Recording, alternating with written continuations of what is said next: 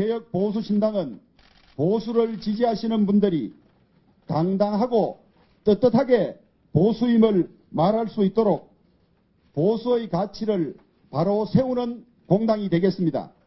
진짜 보수 세력의 대선 승리를 위해 밑거름이 되겠습니다. 오늘 당초 35명의 그 탈당자가 있을 것이라는 발표가 있었습니다마는 그 숫자를 채우지 못한다고 한다면 저는 1차 그분들의 그 탈당이 저는 실패했다고 저는 보고 있습니다. 자, 고행신비. 네. 지금 조금 전에 정우택 원내대표가 좀 약간 좀 뭔가 좀 깎아내리려고 지금 얘기를 하긴 했지만 분명히 숫자 자체가 적은 건 맞아요. 지금 원래 35명 정도 얘기했다고 오늘 공식적으로 29명이니까 강석호 의원 등 좀 대구 경북권 의원들은 또 지역구 민심이 조금 여의치 않다 뭐 이런 얘기를 솔직히 하고 있어요. 뭐 정우택 의원처럼 뭐 보수 신당이 뭐 실패했다 이렇게 얘기하는 것은 과한 얘기고 뭐 그쪽에서 네. 당연히 그렇게 네. 얘기하고 싶겠죠. 그러나 보수 신당이 지금 29명, 20명만 넘으면 충분한 겁니다. 네. 우선 원내 교섭단체를 구성하는 게 좋으니까 개문발차라고 하죠. 문 네. 열어놓고 일단 차가 움직여 놓고 네. 신당 열차가 움직여 놓고 나면 네. 그 뒤에 또 늦게 오신 분들도 그 동승을 하거든요. 그렇기 때문에 뭐 실패라고는 볼 수는 없는데 다만 말씀하신 대로 대구 경북 지역이라든가 이런 쪽에서는 아직도 과거 새누리당에 대한 뭐 향수도 있고 박근혜 대통령에 대한 여러 가지 뭐 개인적이랄까 뭐 공사적인 그런 정들이 얽혀 있기 때문에 네. 아무래도 지역구 의원으로서는 선택하기가 쉽지는 않을 거다. 그래서 뭐 강석구 의원 등 이런 분들이 좀 이번에 1차 탈당에는 합류를 하지는 않았습니다만은 네. 29명에다가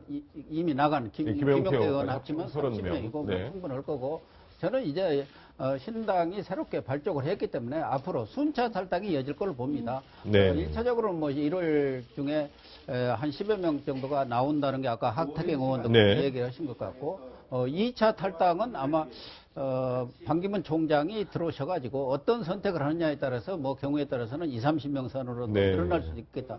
특히 뭐 충청권 의원들 그분들이 한 10여 명 됩니다만 그분들은 반기문 총장의 거취와 그의 행동을 같이 하려고 보고 지금 이주영 의원 등 한 20 내지 30여 명의 중도 의원들은 신당이 어떻게 돼가느냐 말하자면 제대로 보수 쪽의 가치와 철학을 대변하면서 국민들로부터 지지를 받느냐 말하자면 사당이 아닌 공당으로서 역할을 충분히 해나가느냐 이런 것을 가늠하는 거고 그 가늠자는 역시 국민들의 지지 네. 그런 것이 나타나는 뭐 지지율 뭐 이런 것들을 봐가면서 합류해 나갈 걸로 보기 때문에 지금 뭐 실패다 뭐 당장 예단하기 어렵고 개문발차를 했다 이렇게 봐야 자, 개문발차를 하긴 했는데 좀 삐걱거리고 있습니다.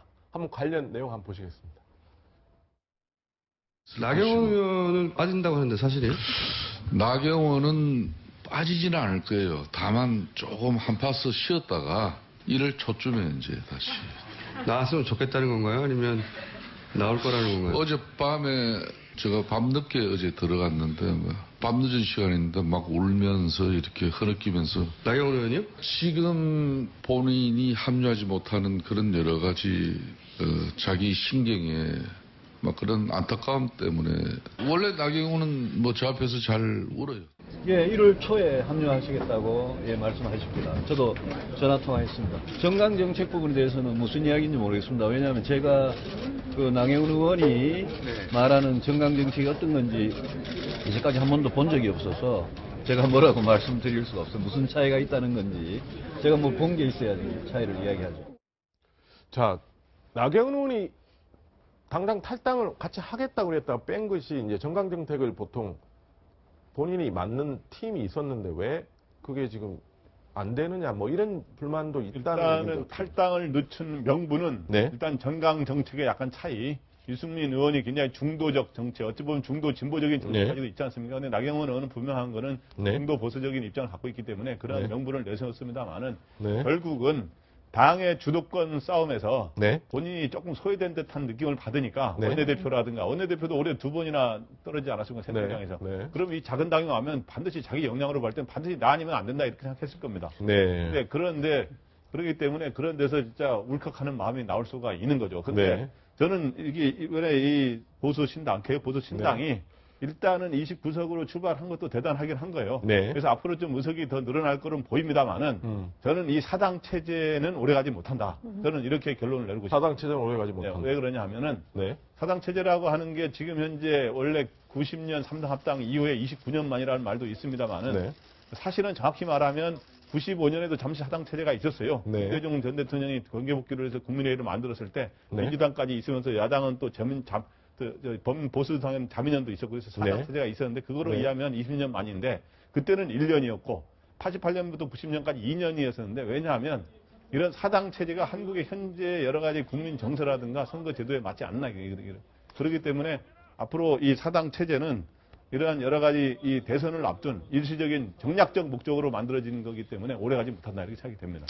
자, 정호 의원이 보시기에 어떻습니까? 지금 뭐 어찌됐든 출범 자체는 개문 발차를 했는데 이게 당장 주도권을 놓고도 여러 가지 신경이 쓰일 거 아닙니까? 김무성 당이냐 유승민 당이냐 이 얘기도 우리가 뭐 좀 쉽게 표현을 그렇게 하니까 그런 것도 당장 얘기가 나오지 않을까 싶은 이제 거예요. 바깥의 관전자들은 그렇게 말할 수 있는데 김무성 전 대표나 유승민 전 대표나 그걸 뛰어넘을 정도의 정치적 성숙성은 있다고 저는 생각을 하고요. 저는 일단 그 임시 정당의 이름부터 좀 바꿨으면 좋겠습니다. 개혁보수 신당의 약자라면 개보신당이 되거든요. 그 과거에 왜 행정부를 만들 때 미래창조과학부인가요? 네. 그래서 미창가부 해갖고 웃음거리가 됐는데 일단 좋은 이름으로 좀 개명을 하고 네. 29명의 국회의원들이 동참을 하고 이제 30명 아닙니까? 네. 저렇게 시작한 그 분당은 그렇게 흔한 일은 아니었었고요. 네. 그 다음에 이제 지금 뭐 남아있는 잔류 세력 중에 비례대표는 일단 움직이지 못하는 거니까요. 네.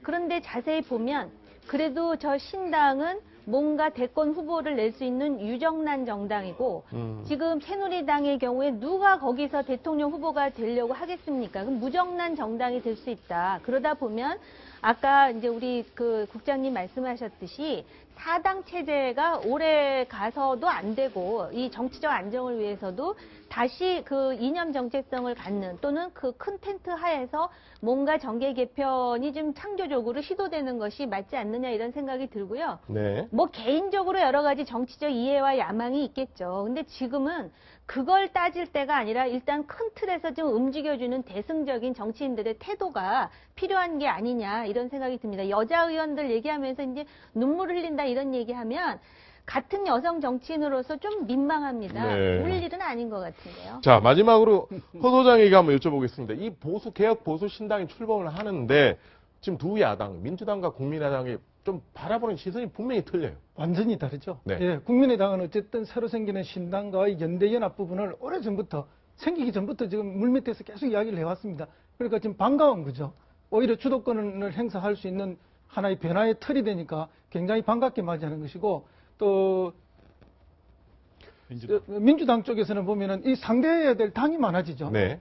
그리고 야권 연대를 공조해야 되는데 국민의당 일부가 계속 신당과의 거래를 더 열심히 하려고 하니까 이 통제의 가능성이 굉장히 낮아지게 되기 때문에 정말 헷갈리는 거예요. 그리고 네. 이제 보수당이 두 개가 되니까 집권당이 두 개라고 사실은 보는 거죠. 자기들은 집권당 하나에 야당 세 개라고 이야기하지만 네. 민주당 입장에서는 보기에는 집권당이 두 개로 나눠지니까 네. 어느 당하고 어떻게 협상해야 될지 매우 혼란스럽고 이 네. 의견을 맞추어 가기가 까다로워지니까 굉장히 불편한 느낌을 가질 수밖에 없는 건데 방금 그 부장님 말씀처럼 이 사당 체제는 빨리 깨질 수밖에 없다. 왜냐하면 이게 총선을 앞두고 만들어지는 사당 체제라면 총선을 위해서 다 나누어서 더 열심히 확장돼 가겠지만 대선을 앞두고 있기 때문에 대선 주자 중심으로 수렴될 수밖에 없고 양극 중심으로 갈 수밖에 없지 않느냐 이렇게 예측이 네.